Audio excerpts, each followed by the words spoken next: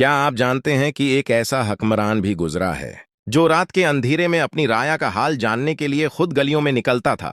ایک ایسا انسان جس کے ہاتھ میں پوری سلطنت تھی، لیکن دل میں اللہ کا خوف سب سے زیادہ تھا۔ یہ واقعہ ہمیں سکھاتا ہے کہ اصل عظمت طاقت میں نہیں بلکہ انصاف، رحم اور ذمہ داری میں ہے۔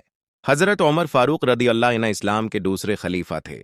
آپ اپنی عدل و انصاف کی وجہ سے پوری دنیا میں مشہور ہیں۔ آپ کا معمول تھا کہ رات کے وقت مدینہ کی گلیوں میں گشت کرتے تاکہ معلوم کر سکیں کہ کوئی شخص پریشان، بھوکا یا کسی مشکل میں تو نہیں۔ ایک رات حضرت عمر رضی اللہ عنہ گشت کر رہے تھے کہ آپ کی نظر ایک خیمے پر پڑی۔ وہاں ایک عورت بیٹھی تھی اور چند بچے بھوک کی وجہ سے رو رہے تھے۔ حضرت عمر نے عورت سے پوچھا، یہ بچے کیوں رو رہے ہیں؟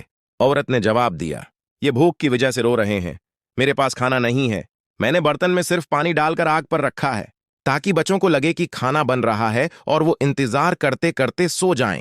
یہ سن کر حضرت عمر رضی اللہ عنہ بہت غمگین ہوئے۔ آپ نے پوچھا، کیا تمہیں معلوم ہے کہ تمہاری یہ حالت خلیفہ عمر تک نہیں پہنچی؟ عورت نے کہا، اگر عمر کو ہمارے حالات کا علم نہیں تو قیامت کے دن اللہ کے سامنے وہ کیا جواب دیں گے؟ یہ بات حضرت عمر کے دل پر بہت اثر کر گئی۔ آپ فوراً بیت المال گئے اور کھانے کا سامان لیا۔ ایک ساتھی نے عرض کیا، اے امیر المؤمنین، یہ سامان مجھے دے دیں۔ حضرت عمر نے فرمایا، کیا قیامت کے دن بھی تم میرا بوجھ اٹھاؤ گے؟ پھر آپ خود سامان اٹھا کر اس عورت کے پاس پہنچے، کھانا تیار کیا اور بچوں کو کھلایا۔ جب بچوں کے چہروں پر خوشی واپس آئی تو حضرت عمر کے دل کو سکون ملا۔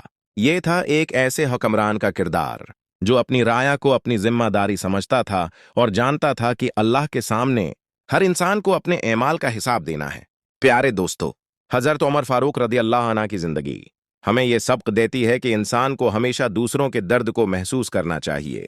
اصل کامیابی یہ نہیں کہ لوگ آپ سے ڈریں، بلکہ یہ ہے کہ اللہ آپ سے راضی ہو۔ اللہ تعالی ہمیں بھی انصاف کرنے، دوسروں کی مدد کرنے اور نیک راستے پر چلنے کی توفیق عطا فرمائے۔ آمین۔